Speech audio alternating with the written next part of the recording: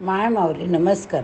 विविध ग्रंथातील महानसंत महिमा ग्रंथमधून आपण विविध संतांचा महिमा जाणून घेत आहोत.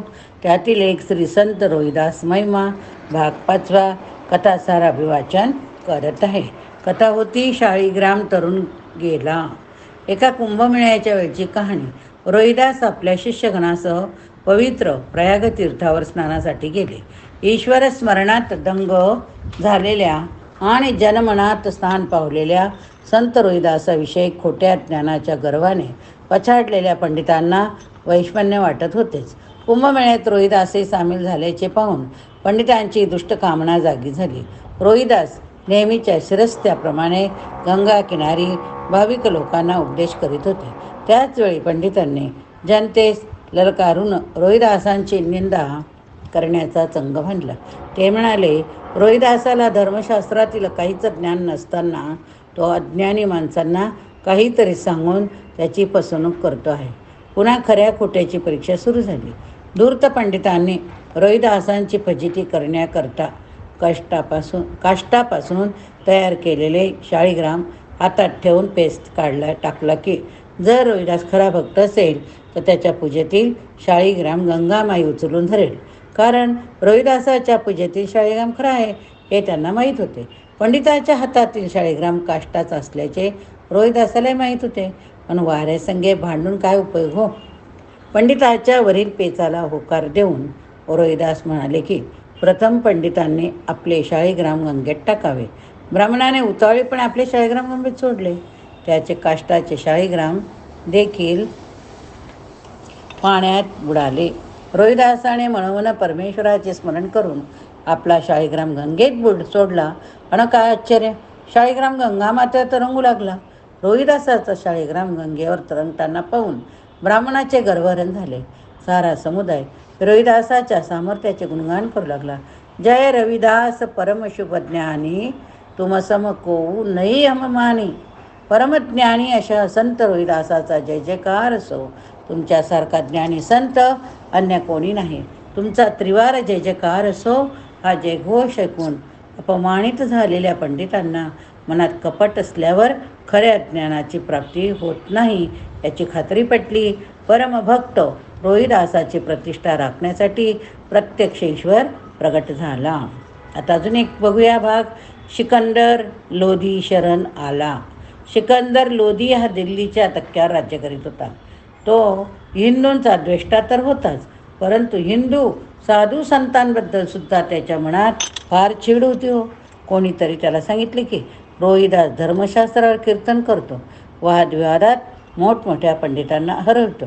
त्यामुळे रोहिदासाभोवती मोठा सिंह शिष्यगण जमा झाला असून काशीमधील सत्संग भावनात रोहिदास हिंदू धर्मीयांना एकत्र करतो.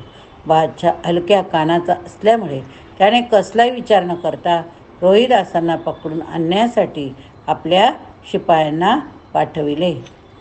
भांदी मुझको रविदास की बंदी गृह पहुँचाय. काट कोठरी में बंद करी तालम दिए लगाए. सुलतानाच्या आज्ञेप्रमाणे शिपायांनी रोहिदासाच्या मुस्कंड्या बांधून त्याला कारागृहात टाकले. दरवाजाला कुलपे लावले. कारागीर भक्तम पाय पै सोच नहीं सोच हृदय में आया. आसन बांधी करे प्रभु ध्यान लगी समाधी जगत भुलाना. कारागृहात असले तरी रोहिदास जराही डगमगले नाहीत, तर स्वस्थ चित्ताने आसनावर बसून प्रभू स्मरण करू लागले.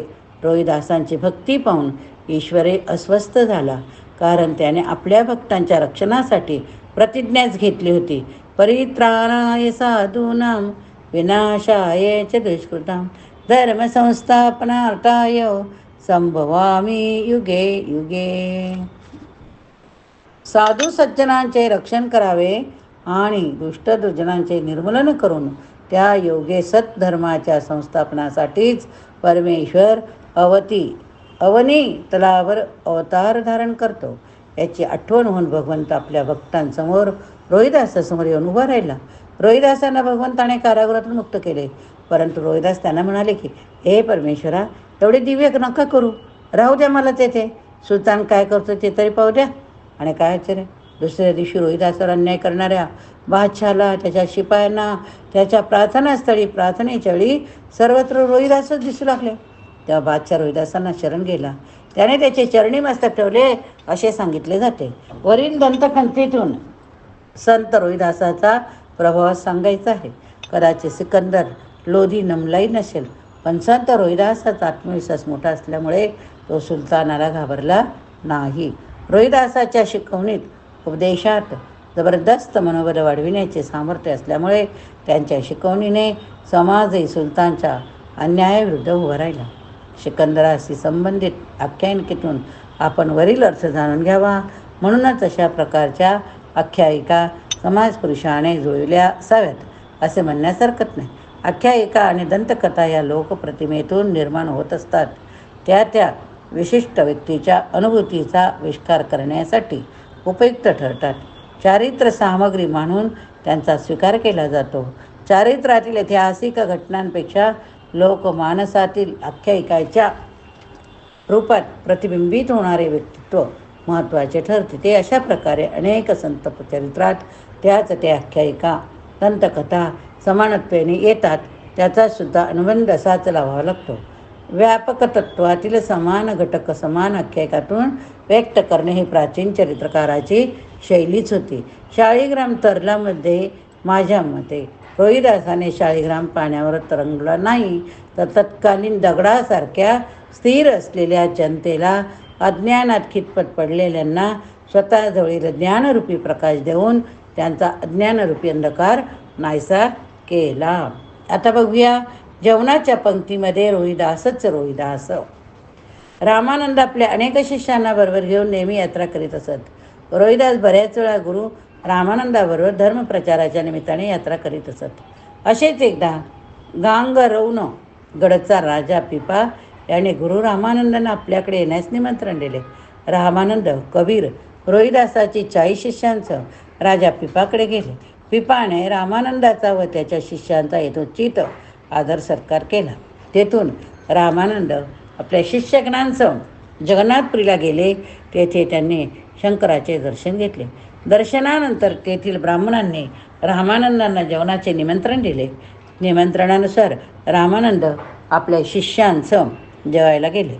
परंतु तेथील ब्राह्मणांनी रामानंदाच्या सोबत असलेल्या रोहिदासांना ब्राह्मणाच्या पंक्तीला बसू देण्यास नकार दिला. तेथील ब्राह्मणांच्या इच्छेनुसार रोहिदास ब्राह्मणांच्या व्यतिरिक्त त्यांच्या थोड्या अंतरावर असलेल्या दुसऱ्या पंक्तीत जेवायला बसले. जेवायला सुरुवात झाली नि काय आश्चर्य, ब्राह्मणाच्या पंक्तीला 2 ब्राह्मणामध्ये एक रोहिदास बसलेले आढळले. तेव्हा जन्मजात श्रेष्ठत्वाचा वृथा अहंकार सांगणारे श्रेष्ठ जन शर्मेने चूर झाले.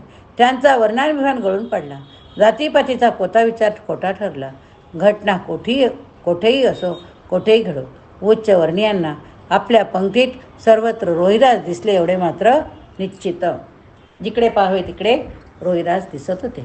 एकंदरीत रोहिदासाबद्दल अशा बरेच आख्यायिका चमत्कार आहे. वरील सर्व आख्यायनातून रोहिदासाचे चरित्र सांगितले आहे.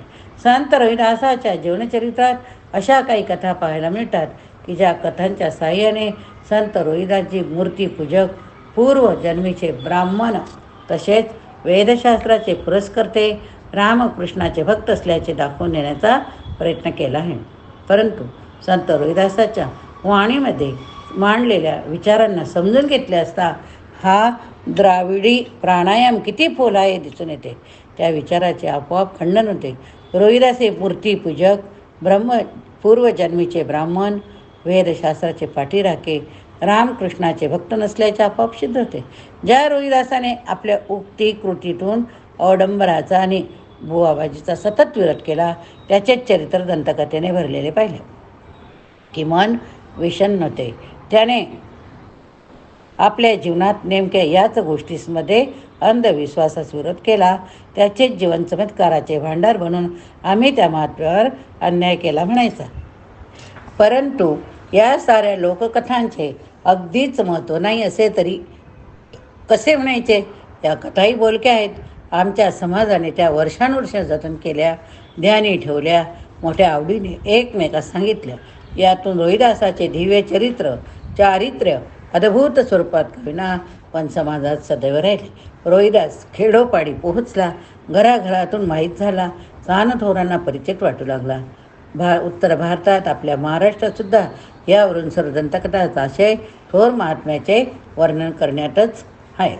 या ठिकाणी हा भाग संपला. पुढील भागात पुढील कथा बघूया.